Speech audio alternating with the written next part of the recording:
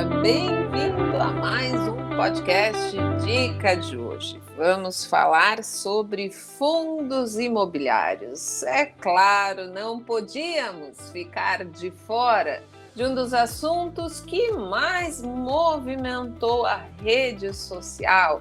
Live, vídeo no YouTube explicando, opinião para tudo quanto é lado.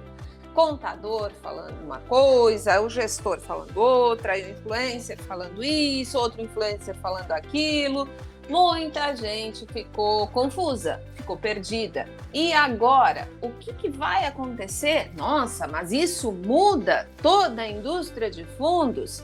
Será que eu devo vender? Será que é hora de comprar? Isso diz respeito a um único fundo ou afeta todos os modelos, seja um fundo de tijolos, seja fundo de papel, o que de fato aconteceu? E para isso, obviamente, está aqui comigo o nosso analista CNPI especialista em fundos imobiliários, Egbert Chaves, para falar sobre o assunto. E daqui a pouquinho vai chegar por aqui também o nosso chefe, o Daniel Nigri, para expor a opinião dele sobre o ocorrido. Egbert, muito bem-vindo. Como tu estás? Olá, Patrícia. Olá, aí, amantes dos fundos imobiliários. Adoro esse slogan. Eu estou bem. Aproveitei a semana, vim visitar meus pais aqui, mas tirando isso, tudo tranquilo. Onde os seus pais moram? No Mato Grosso. Estou aqui em Mato Tangará da Grosso. Serra, Mato Grosso. Muito bem. E tu mora em Belo Horizonte? Em Belo Horizonte, atualmente eu moro em Belo Horizonte. Aqui você pode observar, aqui no Dica de hoje a gente tem pessoas de diversos estados, né? Eu acabei de fazer um podcast agora com o Rafael, lá do Dica Internacional, inclusive a gente falou sobre você também, sobre as carteiras, né? Que a gente comentou por várias vezes aqui no nosso podcast também. Nós temos cariocas, então, temos mineiros, nós temos catarinenses, temos de vários estados, vários sotaques, né? Exatamente. Vamos falar, então, sobre esse... Eu ia dizer confusão, mas não é a palavra certa, né? O caso, né? Esse caso, né? Digamos assim, estava tudo muito parado, estava tudo muito monótono. Vamos dar uma agitada nas coisas aí, né? Enfim, tudo começou no dia 24/1 de 2022. Quando, então, a CVM, que é a Comissão de Valores Mobiliários, divulgou a ata da reunião do colegiado que tinha acontecido no dia 21 de dezembro de 2021. Nessa data, a CVM fez uma deliberação pelo provimento parcial de um recurso que envolvia, então, questões relacionadas à distribuição de rendimentos de fundos imobiliários. Chegou aí o nosso chefe. Bem-vindo, chefe. Oi, tudo bem? Tudo bem? Fala, Egbert, tudo bem? E aí, bom tudo bom? Fazer podcast todo mundo junto. É bom, né? Claro. Mais assunto para conversar. Então, chefe, eu comecei aqui falando sobre esse ocorrido, né, que no dia 24/1 de 2022, a CVM, então, divulgou a ata da reunião, né, que aconteceu no dia 21 de dezembro, falando, então, sobre essa questão relacionada à distribuição dos rendimentos de fundos imobiliários. Só que essa referida decisão era de um caso específico, do Maxi Renda, MXRF11, que, aliás, diga-se de passagem, é o maior fundo imobiliário do mercado em número de cotistas, né? Mas ele pode se aplicar também a outros fundos imobiliários que, porventura, tenham essas mesmas características desse fundo que foi referido no caso específico da decisão. E aí, obviamente, você já pode imaginar, os investidores entraram, parte deles pelo menos, em pânico. Então, peraí, o que acontece agora? O que muda naquele rendimento que eu recebo todos os meses? Então, para explicar um pouquinho o que aconteceu e depois os nossos especialistas aqui discorrerem sobre como, na prática, isso afetaria os fundos. Então, nas palavras do diretor, do Fernando Gaudi, ele disse o seguinte: desse modo, caso a distribuição dos resultados seja superior à soma do lucro líquido do exercício com o montante de lucros acumulados, e aqui entende-se e ou reserva de lucros também, do exercício anterior, existe uma transação de restituição ou devolução de capital entre o fundo e os cotistas, com a transferência de recursos do patrimônio líquido da entidade para os detentores das cotas do fundo imobiliário. Logo, a distribuição de valor para os cotistas que exceder o lucro contábil, ela não deveria ser classificada como rendimento, nem aumentar a rúbrica de prejuízos acumulados dos fundos, mesmo que os valores a serem distribuídos sejam com base nas disponibilidades de caixa do fundo, mas a contabilidade é regida pelo regime de competência. E aqui a CVM cita que existe uma instrução 512/2011.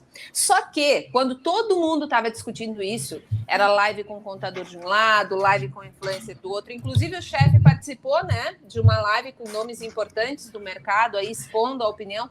Eu não sei em qual canal tá, mas depois o chefe vai falar para que você possa lá, então, assistir. No dia 31 de janeiro, a CVM comunicou que atendeu o pedido de efeito suspensivo para essa decisão sobre a distribuição de dividendos do Fundo Maxi Renda, com um efeito, então, de 15 dias. É claro que quem não entende muito bem de contabilidade pergunta, tá, mas e aí? Como é que isso afeta o meu bolso? Como é que isso afeta o que eu recebo todos os meses? E é justamente por isso que estão aqui o nosso analista especialista em fundos imobiliários e o chefe, que trabalha aí com isso há bastante tempo e pode falar com bastante propriedade. Então, o que mudaria? Essa é a primeira pergunta, né? O que mudaria? Vocês estão de acordo? Concordam ou acham isso um absurdo completo? Acham que é basicamente um ataque, uma afronta? E esse efeito suspensivo, ele tem prazo, mas vocês acham que no fim das contas nada vai mudar? Bem, vou começar, depois o Daniel pode falar também. Eu vi muita gente falando, né, que esse caso seria apenas do MXRF, mas eu acho que não, ele afeta toda a indústria, realmente, se ficar do jeito que está, porque nenhum administrador, né, vai contra uma decisão do colegiado para fazer algo diferente. E eu acho que ele gerou muito pânico, porque foi algo assim que mexe com um dos princípios, né, dos fundos imobiliários, que é a distribuição de rendimentos. Na hora que saiu a decisão, né, falando que ele não podia distribuir, só tinha que amortizar, então, acho que muita gente entrou em pânico e tal, administradores, gestores, pessoal influencer, muita gente que investe, porque quando você vem para o fundo imobiliário, você quer aquela receita, aquela renda mensal, né, pagar suas contas e ter esse fluxo de como se fosse um aluguel, né? Agora imagina você, proprietário de um imóvel, e o imóvel se desvaloriza e você não pode mais receber o aluguel desse imóvel, né? Ou teria que dar um tratamento diferente. Então, esse lado também do tratamento diferente seria muito, muito complicado, né? Imagina você ter que refazer demonstrações financeiras e mandar informes de rendimentos de 5 anos para trás para todos os investidores de fundo imobiliário. Isso daria uma complicação muito grande para a declaração de imposto de renda passada e futura também, né? Muita gente que paga imposto sobre os fundos imobiliários, em amortização não pagaria, né? Não pagaria imposto.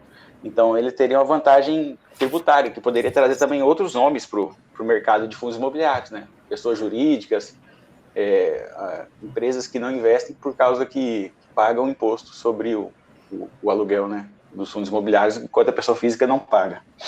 Mas eu acho que a base disso tudo é a falta de comunicação. Né? Do jeito que saiu, o ofício depois também que a CVM deu, ela falou que pode se aplicar em outros fundos imobiliários que tenham características semelhantes. Mas o que é características semelhantes? Né? São fundos do mesmo segmento, do mesmo auditor, né? O que seria essa semelhança? Ficou muito vago, faltou um pouco de comunicação, na minha visão. Eu acho que essas características seriam o prejuízo acumulado. O prejuízo acumulado, eu entendi dessa forma também. Tanto que foi o que a gente fez no relatório, a gente analisou quais tinham prejuízo acumulado. Sim, e aí nem tinha prejuízo acumulado. Na verdade, provavelmente, desses fundos que todo mundo aplica, que geram rendimento, né? Não estou falando daqueles lá que estão perdidos e que não geram rendimento nenhum. Mas a grande maioria deles vai ter lucros acumulados, ou vai ter ali, enfim, vai ter o número 0 mais ou menos ali, porque ele distribuiu tudo que entrou no caixa. Não vejo aí como algo que vai trazer tanto problema para o cotista, mas termina a tua parte, que aí depois eu falo aqui um pouco, hein, Bert? Não, eu já finalizei, só comentando. Realmente, das demonstrações que eu olhei, não olhei todas, olhei bastante até. Fundos de tijolo antigo, multiativo, multi-inquilino, quase nenhum tem prejuízo acumulado, né? O tijolo que tem prejuízo acumulado geralmente é monativo, esses monativos com imóvel mais ruim, e que tem reavaliação negativa do patrimônio. E fundos de CRIs, alguns têm prejuízo, mas a maioria fica no 0 a 0. Então varia ali um pouquinho de prejuízo, um pouquinho de lucro. E eles ficam mais ou menos 0 a 0. Se eu tivesse que chutar, assim, eu não via, mas o que vai ser os fundos que provavelmente devem ter esse número negativo? Vai ser ali o Carry 11, o CARE 11, deve ser o GSFI 11, deve ser o Edifício Galeria, deve ser o FAMB, deve ser o ALMI 11, mas são Macaé. fundos que não... Macaé, o XPCM, são fundos que não têm muitos cotistas. Quer dizer, qual é o fundo que tem essas características, que tem uma base grande? É exatamente o MXRF. Por isso que a CVM trabalhou aí. Porque se ela fizesse essa mesma coisa no XPCM, não dá nada. Né, eu só ia olhar de lado. Ia olhar de lado e pronto. Tá bom, né? Nem comigo. Agora, botou lá no MXRF. Agora, a pessoa às vezes tem lá 15 fundos, 20 fundos na carteira, e nenhum deles tem característica semelhante. A gente aqui sempre olhou esse tipo de coisa porque, enfim, pelo menos, eu sou analista mais de ações, mas eu estou muito acostumado a olhar DMPL, né, que é a demonstração de mutação de patrimônio líquido. Então, não foi surpresa nenhuma que não tinha, né, esses números negativos. Agora, eu queria aproveitar para falar dessa primeira pergunta da Patrícia, que foi o que mudaria, né, para a pessoa. Eu acho que esse que é o ponto final, né, da coisa. O que mudaria para a pessoa que investe em fundos imobiliários? Cara, eu acho que mudaria só a forma de declaração de imposto de renda. Porque, no final das contas, você vai receber lá o mesmo valor que você receberia, né? Você vai continuar recebendo mensalmente se você tiver investido num fundo bom, né? Um fundo que não tenha prejuízo acumulado. Um fundo que o que importa agora não é mais só o gestor fazer uma compra porcaria e alugar o imóvel, né? Porque se ele fizer uma compra porcaria, depois vai vir uma reavaliação de ativo de 20% abaixo. Né? O VP tem que ser sustentável no longo prazo, né? Ele vai ter que ser sustentável. Então, quer dizer, foi o que eu defendi lá na live que eu participei, que o pessoal não entendeu.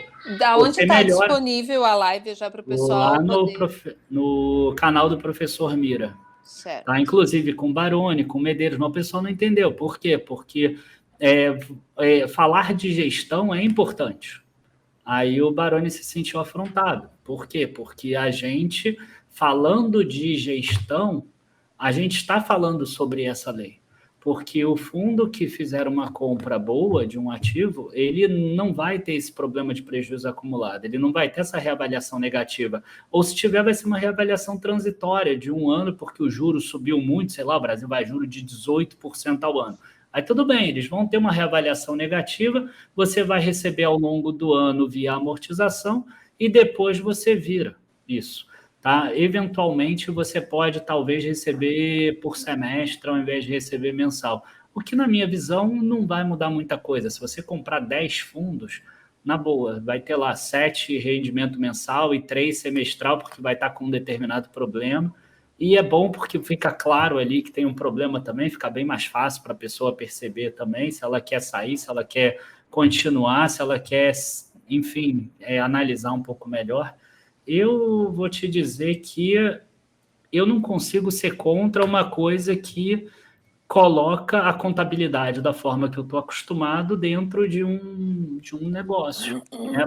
E é isso, hoje em dia a contabilidade de fundos imobiliários é uma coisa à parte. Eu concordo com essa parte da contabilidade de ações, só que o fundo imobiliário é uma classe diferente, né? Ela foi criada com a lei. Ela foi se baseada nos REITs, né, que tem, você olha a contabilidade lá fora dos REITs, tem toda a parte do lucro líquido e depois tem a parte fazendo o FFO, né, que foi o Funds from Operation, que daí entra toda essa parte não contábil, que daí o REIT se baseia em cima do FFO para fazer a sua distribuição de rendimentos, e não sobre o lucro líquido. Só que o pessoal aqui quis se basear na lei e copiou só metade da lei, né? E deixou essa bagunça lá em 1993, e não consertaram depois disso. Caixa. E aí vem uma outra pergunta para os dois, que é a seguinte: muita gente está usando exatamente essa premissa que o Chaves acabou de citar para destacar que, ok, se for mudar, então muda duas coisas, não muda só uma coisa. Quer ficar parecido com a SA? Ok, vamos alterar, então, a forma como tu enxerga, né, essa distribuição e começa a considerar competência, né, o regime de competência, mas você precisa alterar também a exigência de reavaliação anual, porque, afinal de contas, a gente está falando sobre esse valor patrimonial e não seria justo dessa forma. Ah, mas então você pode simplesmente deixar contabilizado tudo ao custo caixa. Opa, mas espera aí, como é que o gestor vai fazer, então, toda a questão das emissões? Como é que o próprio investidor vai enxergar a valorização do portfólio ao longo do tempo? Ah, mas aí você pode fazer um relatório separado para isso. Ou seja, vamos lá. Existem soluções possíveis. E aí, o que vocês pensam sobre essa questão do laudo de reavaliação anual? Ele precisaria ser retirado da jogada para, então, essa parte de distribuição, né, com base no regime de competência, essa questão de lucro caixa ser considerado sim, mas sem prejudicar, né, o fundo imobiliário. Tá, eu vou dar 2 exemplos aqui, tá, de ações. A própria JHSF, ela faz a reavaliação todos os anos dos imóveis dela, dos shoppings dela, e ela é uma empresa, ação, com contabilidade por lucro de competência. O BR Malls também, não é? O BR Malls faz, a BR Properties faz também, então isso é normal. Por que essas empresas fazem essa variação, né? Esse laudo de avaliação que eles chamam lá de propriedades para investimentos, né? Eles fazem PPP. isso porque... PPI. Isso, desculpa. Porque essas empresas, elas estão com esses ativos, mas eles estão mantidos para venda. Tá? Esse que é o grande ponto. Então, por que a Multiplan não faz? Porque o gestor da Multiplan não quer vender lá o Barra Shopping, ele não quer vender o shopping novo lá de Jacarepaguá. O da JHSF quer. Ele quer continuar controlador, mas se ele tem 70% de um, ele aceita, se tiver uma proposta boa, vender 19,99%. Então, ele está lá mantido para venda. Então, você precisa destacar no ativo lá essa propriedade para investimento. E eu acredito que os fundos imobiliários são assim. Eles são fundos que estão lá mantidos para venda. Né? Se chegar um determinado momento que chegue uma proposta, sei lá, de R$100 mil no metro quadrado na Faria Lima, o fundo vai vender, por exemplo. Ele está lá mantido para venda. Né? É diferente de algumas ações que não estão, por exemplo. Então, esse laudo de avaliação não teria que sair, mas isso está dentro da própria legislação. Isso já existe na legislação, as empresas fazem isso. No caso das empresas, como elas têm o imposto de renda a pagar, o que acontece é que essas variações que tem, essas avaliações que tem a maior lá na JHSF, por exemplo, ao invés delas pagarem o imposto na hora, o imposto fica lá diferido. Na hora que ela vender, ela vai ter que pagar esse imposto se realmente for por esse valor. Né? E aí sim ela coloca, ela não paga, o imposto não sai do caixa. Né? Mas, enfim, isso já existe. Então, o laudo de avaliação não deveria sair.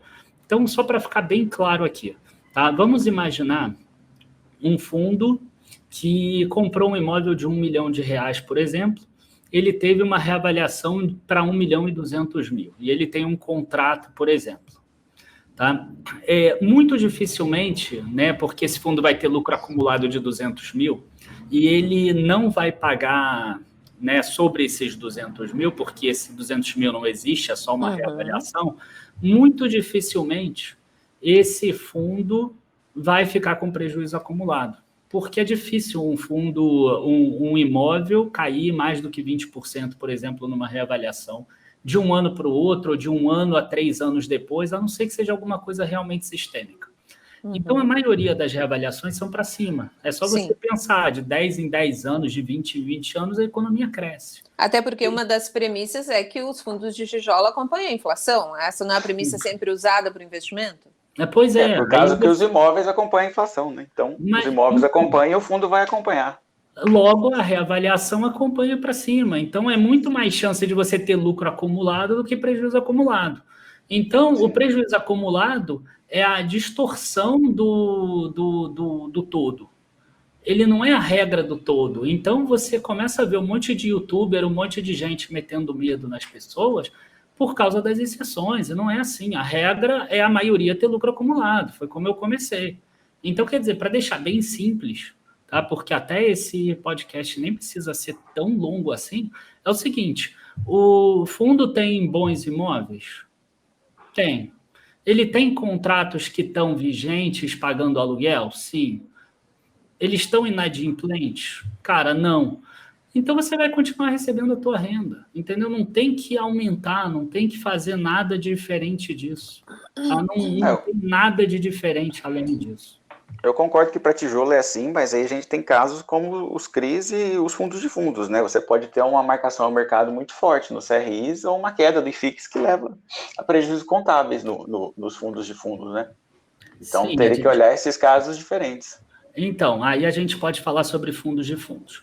Um relatório que até vai sair essa semana, do GCFF, ele fez um estudo muito legal. 2021 agora, todos os fundos de fundos comparáveis, ele pegou 23 ou 24 fundos, claro, para mostrar que o dele foi o melhor, só que o melhor foi 1,77%. Todos os fundos tiveram reavaliação negativa porque os fundos imobiliários que estão dentro dos fundos de fundos acabaram caindo, né? Então, o que a gente teria aí? Né? Todos eles ficaram negativos, todos, mas eles distribuíram renda. Então, quer dizer, eles estão reduzindo o valor patrimonial do cotista, pelo menos na minha visão. Tá? É claro que, na hora que as cotas subirem de novo, eles vão acabar recuperando. Ok. Só que eles vão acabar cobrando taxa de performance em cima. Então, essa legislação nova, vamos dizer assim, ou antiga, que agora vai ser colocada, né, porque a contabilidade sempre existiu dessa forma, vai obrigar o fundo de fundo, ou ele não vai distribuir na hora que cai, ou ele vai distribuir via amortização. Só que o que a gente vai ver no futuro? Que o fundo que não distribui na hora que cai, via amortização, ele vai conseguir fazer o quê? Ele vai conseguir pegar esse dinheiro que está entrando dos rendimentos desses fundos e comprar um monte de FII a preço de banana. Ele vai começar a juntar caixa, né? Ele vai começar a juntar caixa, ele vai comprar FII muito barato. Ele vai ter comprado. Ou seja, a gestão, né? A gestão vai acabar trazendo muito mais retorno para o cotista do longo prazo. Só que as pessoas não enxergam isso porque elas querem a porra do rendimento mensal. É insuportável isso. E as pessoas não percebem esse tipo de coisa. O rendimento mensal, ele é importante, eu entendo as pessoas que precisam disso, mas ele tira aquela questão da multiplicação de juros compostos. Uhum. E a maioria das pessoas pega o rendimento mensal e investe em alguma coisa. Então, quer dizer, não faz o mínimo sentido você receber o rendimento para reinvestir em alguma coisa. Eu entendo, para a pessoa que pega o dinheiro e saca, eu até entendo, a pessoa está transtornada, mas eu acredito que a menor parte das pessoas. E essa questão de não poder distribuir vai fazer com que as gestões fiquem melhores e possam ter caixa exatamente nesses momentos que caiam, o que é o melhor dos mundos, é o que a gente fala para as pessoas fazerem. Aproveita a queda e aporta, porque é o momento de oportunidade. Os gestores vão ter isso para fazer, se eles quiserem, né? Se eles quiserem amortizar e vender os fundos baratinhos lá para encher a pança do cliente lá no curto prazo, beleza também. Eu já sei que essa gestão é ruim.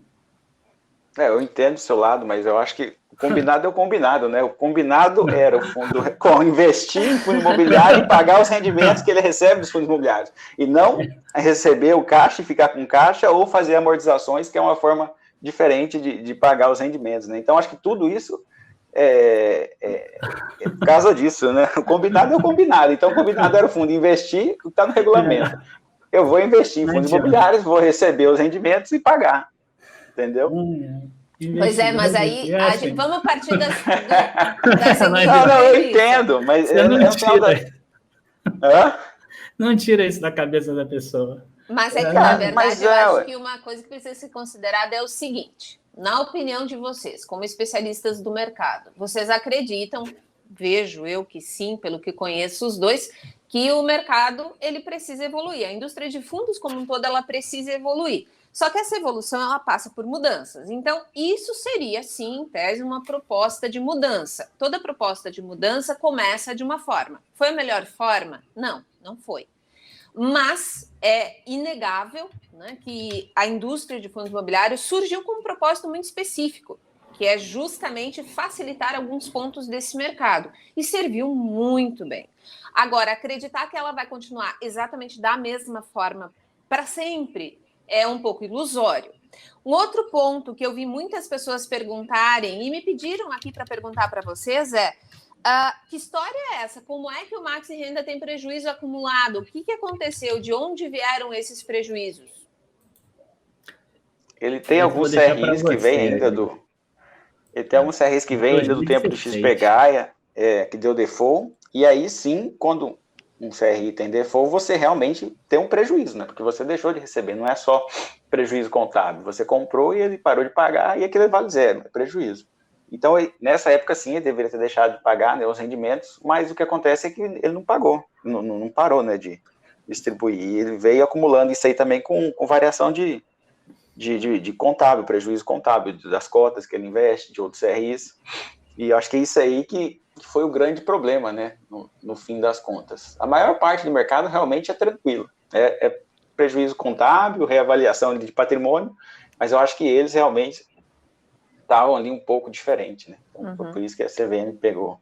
Tá, e vamos lá. Mais no pé deles. Considerando que, então, tem esse efeito suspensivo, na opinião de vocês dois, vocês acreditam que isso fica por isso mesmo? Esse efeito de 15 dias, vão passar esses 15 dias e vai começar a valer de fato? Vão existir mudanças? Ou vocês são da turma que acredita que vai ficar por isso mesmo? Não, eu acredito que o 15 dias foi realmente para poder distribuir o rendimento, acalmar um pouco o mercado e voltar todo mundo para a mesa para conversar, mas ficar por isso mesmo, do jeito que está, tipo assim, só esquecer que aconteceu, eu acho que não. Alguma coisa vai sair daí, com certeza.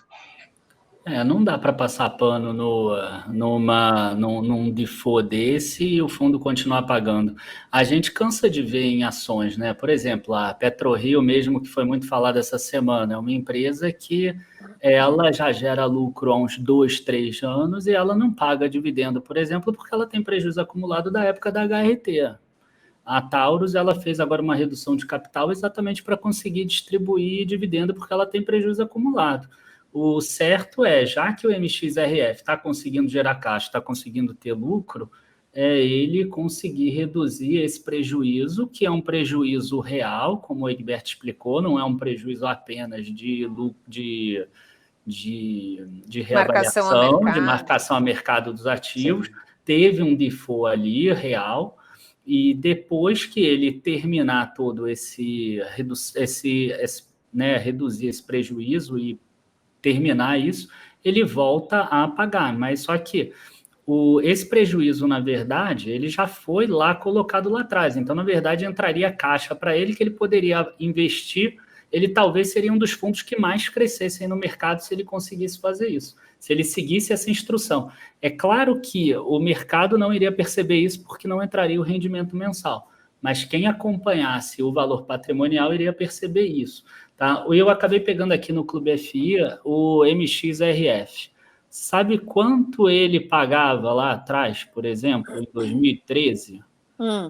0,10 centavos aqui, 0,08, né? 8 centavos, 10 centavos, 7 centavos, 11, 15, etc. Isso em 2012. Hoje ele paga entre 8 e 9 centavos, por exemplo. Então, quer dizer, é um fundo que não anda. Não adianta, não anda. É o mesmo rendimento de vários anos atrás, E é isso que eu bato tanto quando eu falo de gestão.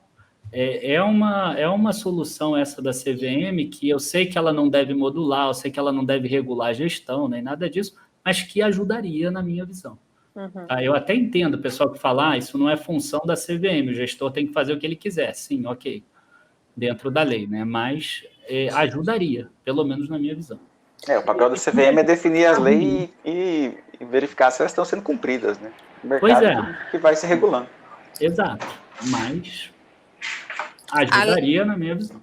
Além do Max, tem algum outro fundo imobiliário que seria bastante impactado ou não? O KNCR tem bastante prejuízo acumulado, mas eu acredito que caia mesmo realmente nessa questão de contábil, né? Eu não vi nenhum outro com prejuízo igual ao MXRF. Muito bem. Outro ponto importante que as pessoas perguntaram aqui também, quando eu disse que eu ia conversar com vocês dois sobre isso. Ok, esse fundo em questão caiu bastante, aí depois recuperou. Nenhum de vocês dois acha que é um bom fundo para ter em carteira? Não. Eu não gosto muito do MXRF, não. Eu não gosto pelo seguinte, porque ele é um fundo de CRI, não é? Principalmente. Eu sei que ele tem uns imóveis lá que ele recuperou. As permutas, umas permutas, etc. Mas ele é um fundo de recebíveis. E aqui eu sou muito pragmático. Eu gosto de retorno versus risco, e eu vejo inúmeros outros que estão com retorno versus risco melhor. Por que o Maxi Renda ele é muito utilizado pelas pessoas físicas, né? Por que ele tem tanto cotista? Porque a cota dele é baratinha. É o R$9 cofrinho, e pouco. Então, quer dizer, o cofrinho, exatamente. A pessoa tem lá R$1.500 em fundo imobiliário, aí recebe R$12 no mês. Cara, onde é que eu vou colocar R$12? Nenhuma cota é R$12. E eu não tenho aporte para fazer. Vou meter lá no Maxi Renda. É isso que as pessoas fazem. E pessoalmente... E aumenta o custo de escrituração também. Pessoalmente, eu vejo um fundo desse base 10, eu já fico até com raiva, cara. Eu acho que não precisava de um fundo base 10. Eu acho que acaba criando muitas distorções, igual tem o MXRF, que é um fundo antigo e virou cofrinho, e é o que tem mais investidores hoje na bolsa. Você tem fundos high yield. Isso, cara. A tendência é ir para base 10.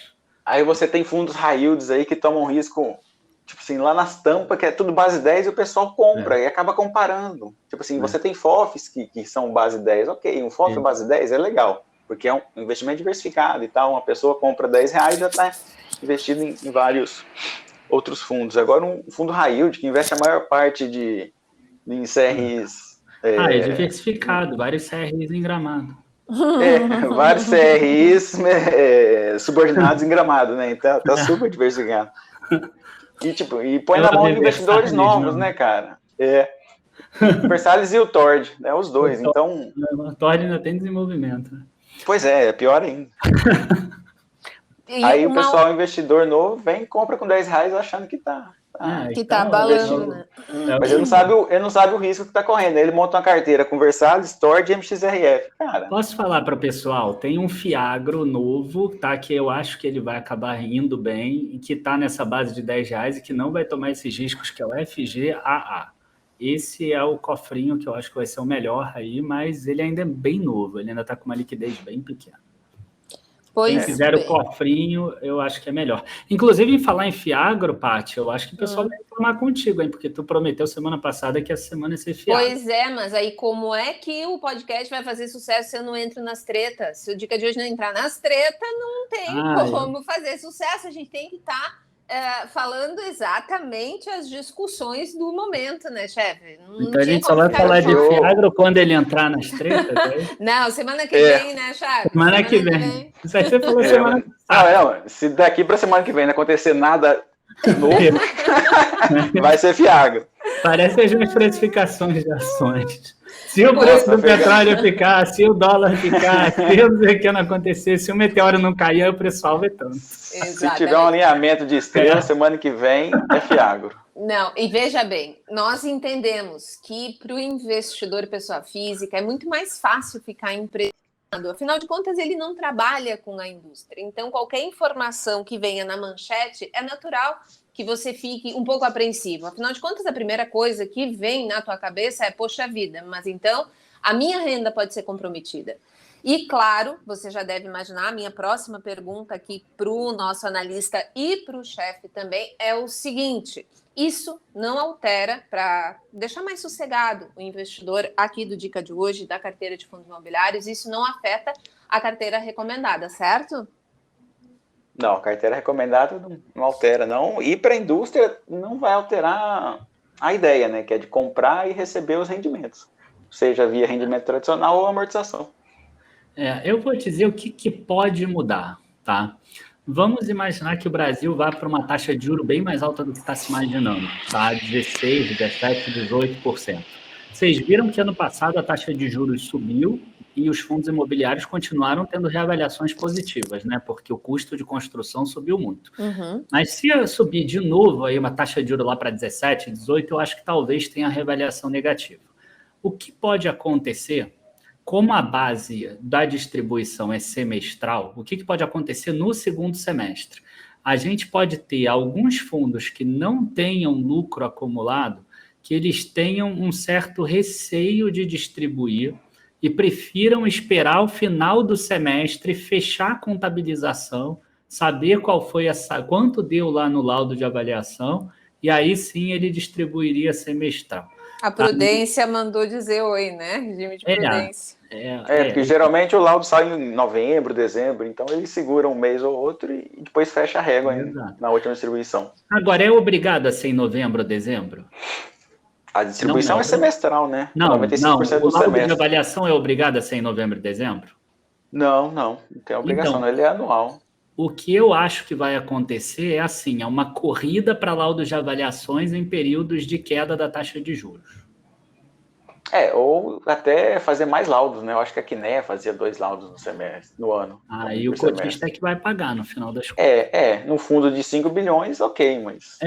Se o cotista aceitar um laudo de avaliação todo mês para poder entrar um pouquinho menos de dinheiro, mas entrar mensal, eu acho que o pessoal aceita, porque o pessoal tá doido para receber mensal, o pessoal só liga para o mensal.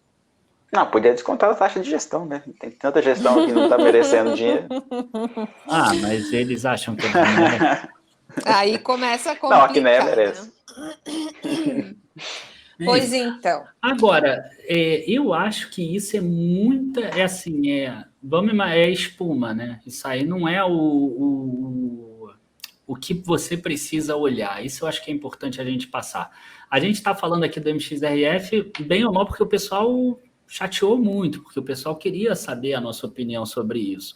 Mas a minha opinião principal é que a pessoa precisa fazer aportes em fundos imobiliários de forma constante para conseguir dobrar a renda dela gerada a cada 5 anos. Isso não muda, isso continua igual.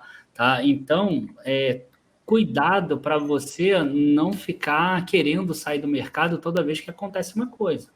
Tá? Aconteceu a tributação lá atrás e ela mostrou que foi melhor para quem acabou comprando naquele período. Agora aconteceu essa questão do MXRF e também se mostrou melhor para quem entrou agora comprando, essa queda foi mais baixa. E provavelmente vão ter outras no futuro, que é um mercado que ainda está em crescimento, é um mercado que ainda está acontecendo. Então vão ocorrer outros motivos, tá, que vão fazer você ter medo. E por isso que eu sempre falo para a pessoa, não se preocupa com preço de cota, não se preocupa com esse tipo de coisa. O que você tem que se preocupar? É exatamente com os fundamentos do fundo. Se os imóveis são bons, se a gestão é boa, se a gestão é boa, se a gestão é pró-cotista ou não, se os rendimentos estão crescendo ao longo do tempo, se ele tem contratos com alguma garantia legal, como um contrato atípico e etc. Eu gosto de ter uma parte da carteira assim. Se os inquilinos estão pagando em dia, se não está inadimplente, se não tem vacância, isso é o fundamental. Se existe retrofit. Cara, isso é o fundamental. Esse é o ponto básico, não é se ele vai distribuir mensal ou não. Porque o fundo que tem tudo isso, mesmo que 1 ou 2 meses ou um semestre ele não pague por causa de um laudo de avaliação, ele continua subindo, ele continua crescendo. Não necessariamente a cotação que vai crescer, porque a gente não sabe. Mas se a gente pensar a longo prazo, ele cresce. Entendeu? Esse é que é o ponto. a pessoa está destoando, ela está pensando, ao invés do patrimônio dela, do investimento, ela está pensando só rendimento. E isso, para mim, é um erro. Isso, para mim, é uma visão bastante turva. Principalmente quando se pensa a longo prazo, como tu falaste. Exato. Porque a intenção de qualquer tipo de negócio é evoluir. Não se iludam, gente. Quando existe evolução, existe mudança na regulamentação. É assim que as coisas funcionam. Sempre foi assim, sempre vai ser assim. Agora, se essa mudança é sempre positiva ou sempre negativa, aí já é uma outra história. E não, nós nunca vamos excluir os vieses de análise, porque qualquer análise feita por uma pessoa vai carregar nela toda a questão do histórico, de como a pessoa enxerga aquele. Agora, para terminar o nosso podcast, eu gostaria de fazer uma pergunta relacionada à decisão de ontem do Copom, o aumento da taxa de juros, que já era esperada, todos sabem disso. Eu e o Chaves fizemos, inclusive, um podcast falando sobre o possível impacto, né, dessa taxa de juros aumentando dentro dos fundos de papel pela dificuldade, né, de investimento das empresas em geral, logo afetando a indústria dos CRIs. Na Chaves e do Daniel Nigri, vocês acham que isso pode vir a apresentar, visto que houve sinalização de continuidade, mesmo que menor, nas próximas reuniões da taxa de juros? A gente um momento um pouco mais delicado da economia e os fundos de papel podem vir a requerer uma análise um pouco mais apurada? Eu acho que não. Já estava avisado, todo mundo já sabia, então não foi surpresa nenhuma. O que eu gosto de acompanhar é o DI futuro e a taxa do Tesouro Direto. Então, essas duas taxas que eu começo a ver que já está começando a cair, entendeu? Isso aí que pode fazer preço nos fundos imobiliários a subir, enquanto o pessoal está nessa conversa de MXRF, o caso CPM, o que pode acontecer é os fundos imobiliários subir e o pessoal ficar sem saber por que subiu, mas é a taxa dos juros futuros e do prêmio Tesouro Direto que já está caindo. Então, o DI 2027 já passou para baixo de 11%, o prêmio ali já está em 5,4%, antes já estava 5,6%, então se tiver uma queda forte aí desses juros, os fundos imobiliários podem subir e o pessoal fica preso aí nessa conversa de CDI. E quem não entende muito bem o impacto disso, volta aqui no Spotify, na Apple, no Google, nas plataformas, e você vai encontrar um podcast sobre RDM e outro sobre CRIs que a gente fez, onde o Chaves explica isso bem direitinho. O que vai ter impacto agora, essa Selic, é os fundos de CRI, né? Atrelado muito ao CDI, e principalmente Fiagro, né?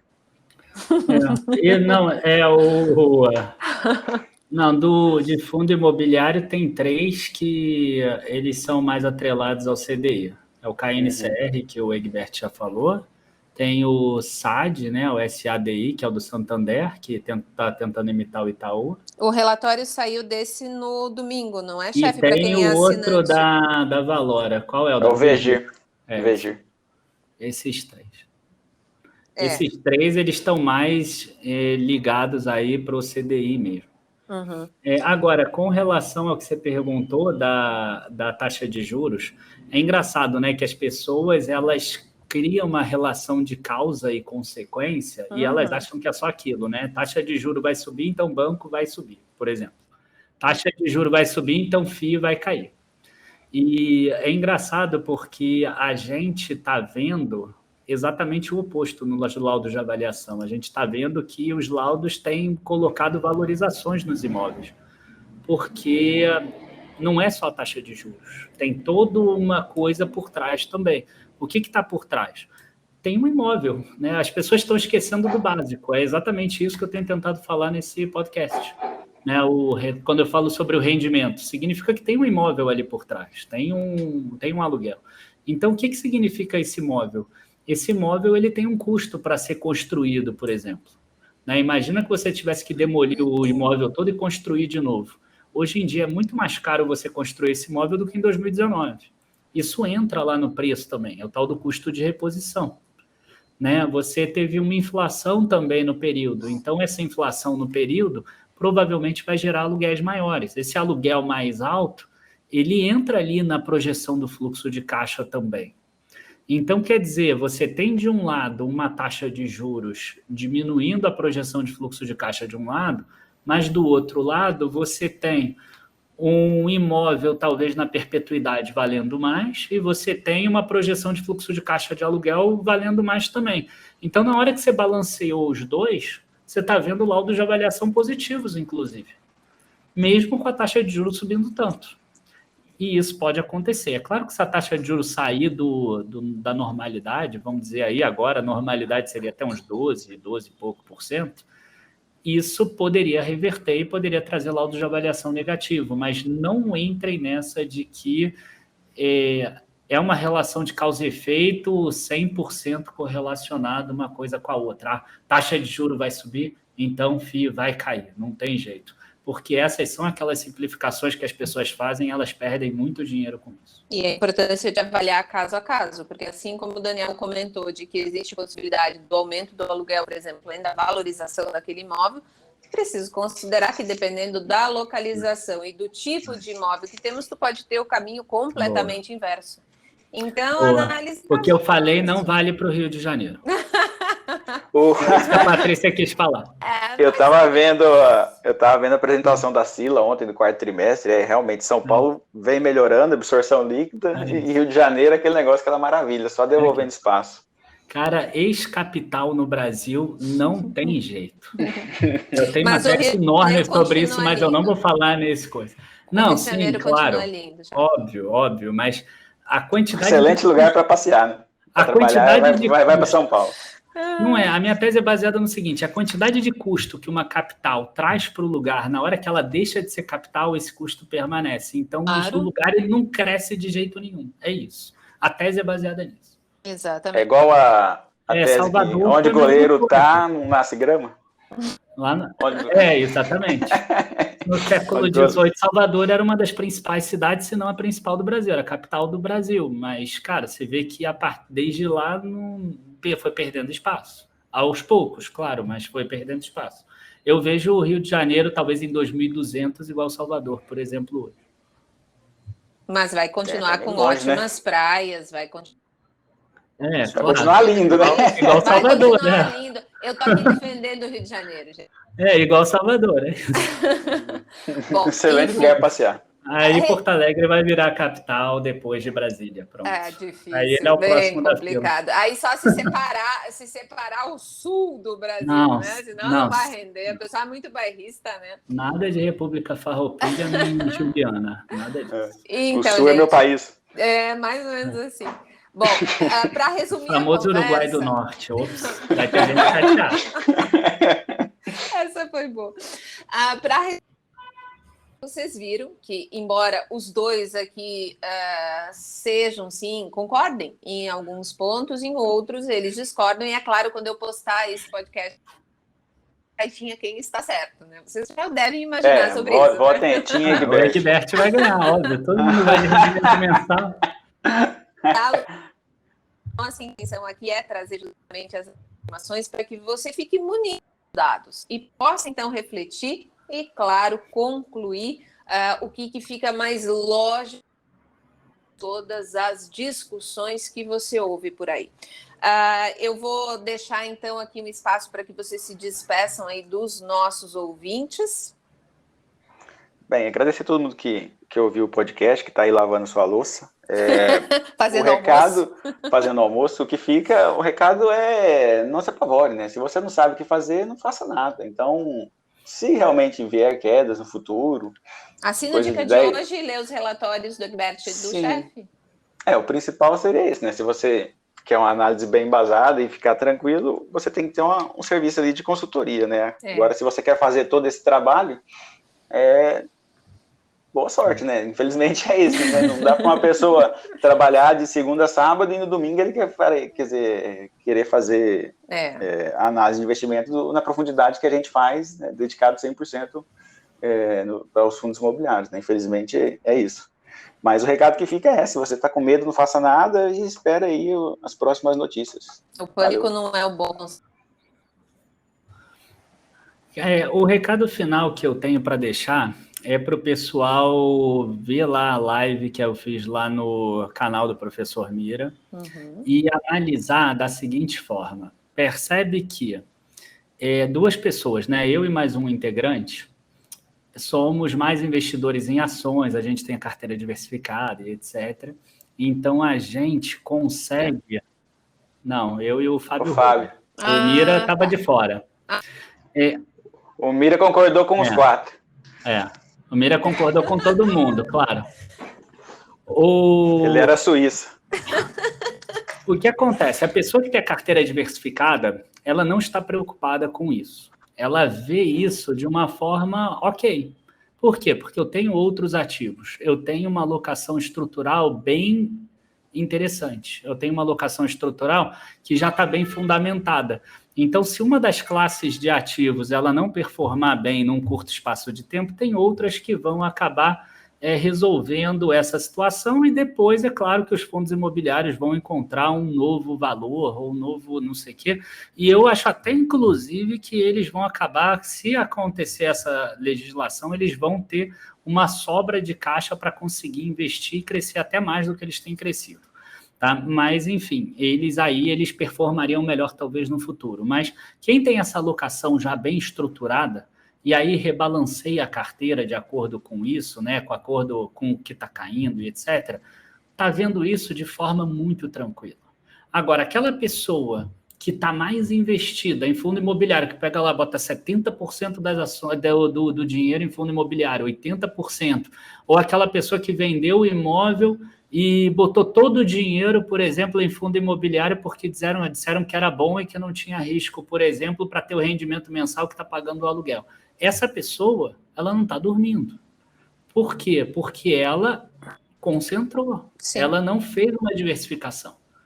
Então, pense também dessa forma. Talvez, se você está tão preocupado com essa questão do MXRF, pode ser que o problema não seja o MXRF, pode ser que o problema seja você. Ou seja, a tua própria carteira. Pode ser que a tua própria carteira ela não esteja diversificada, ela esteja muito concentrada em fundo imobiliário. Afinal, os fundos imobiliários estavam pagando 10%, 12%, alguns estavam pagando 1,5% ao ano, 1,5% ao mês, 18% ao ano. Eu não quero nem saber de ações, não quero nem saber de renda fixa. Eu vou pegar e vou botar tudo aqui em fundos imobiliários.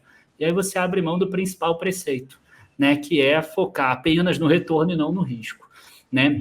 Então, quer dizer, é uma relação risco-retorno. Às vezes o pessoal fica chateado, que a gente não recomenda aquilo que vai render mais, porque a gente foca também na parte do risco. As pessoas ficam chateadas por qualquer coisa.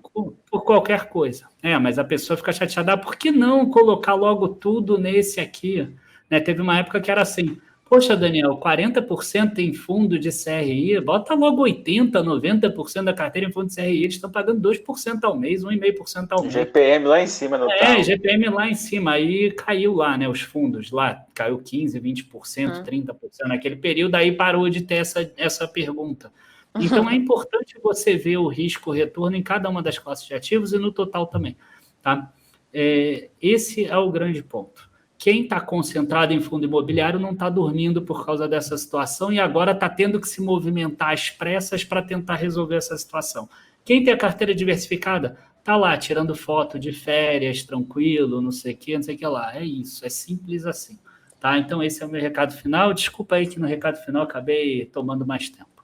Por falar em... Não, bem capaz. Por falar em alocação, bem capaz. Tu manda em tudo, é o chefe, né, chefe? Chefe não vai tá perdoado. Obrigado, Egberto. Alguém me entende. Falando em alocação estrutural, eu acho que vale a pena falar da Plena, né, chefe? Sim, a gente está lançando a nova carteira Plena, né? Uma carteira muito mais completa. Talvez seja o projeto mais ambicioso aqui do Dica de hoje, no sentido de que a gente vai juntar 5 analistas. O Egberto vai estar lá junto com a gente. Então, é uma carteira que vai ter de tudo um pouquinho, né? Ela não vai ser, ela vai ser completa no sentido que ela vai ter de tudo um pouquinho. Então, vai ter uma parte de ações, uma parte de fundos imobiliários, investimentos no exterior, renda fixa, trading também, swing trade, position trade, e a parte de reserva de oportunidade, exatamente para pegar essas quedas que porventura aconteçam, graças à CVM, graças ao governo, graças a, enfim, qualquer coisa. Graças ao Congresso, né, que voltou ontem a funcionar, então... que voltou ontem. Na expectativa aí. É isso. O Brasil é a verdadeira terra das oportunidades. E para quem... Mas a proposta dela... 10 anos para ter uma oportunidade, o Brasil todo ano tem uma ou duas. Não, os Estados Unidos é sem graça, tá subindo desde 2008, o bom é que cai 30%. Não, lá cai 15%, o pessoal já fica preocupado, 10%. A bolha vai estourar. Mas a proposta da carteira plena é essa alocação estrutural, né? Então, você ter uma carteira realmente diversificada em várias classes de investimento. Você não sofreria como você tá com os FIIs se você tivesse uma carteira diversificada e estruturada. E vai ter um workshop, né? Está disponível lá no Instagram o link para quem tiver interesse em saber mais sobre a carteira? Sim, são 4 aulas gratuitas de 14 a 17 de fevereiro. A Egbert vai participar em alguma delas com certeza.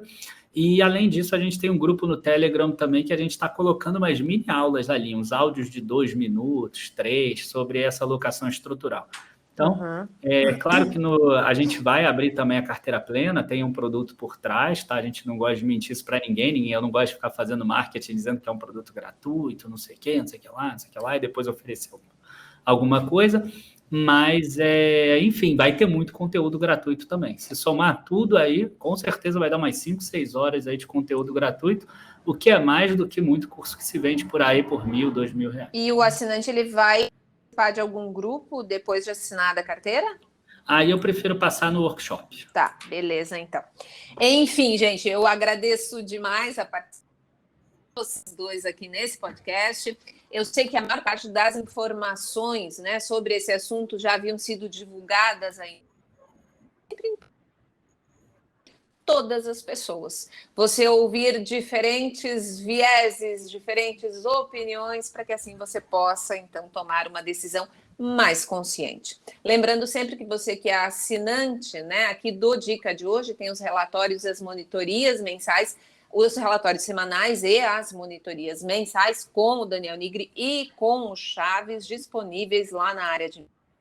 Eu espero que você tenha da nossa conversa, também que você tenha aí uma ótima semana. E nos vemos na próxima e com fé vamos falar então sobre os Fiagros na próxima semana. Você pode deixar sugestões lá no Instagram do meu também. Muito obrigada pela... Até a próxima. Um abraço. Tchau, pessoal.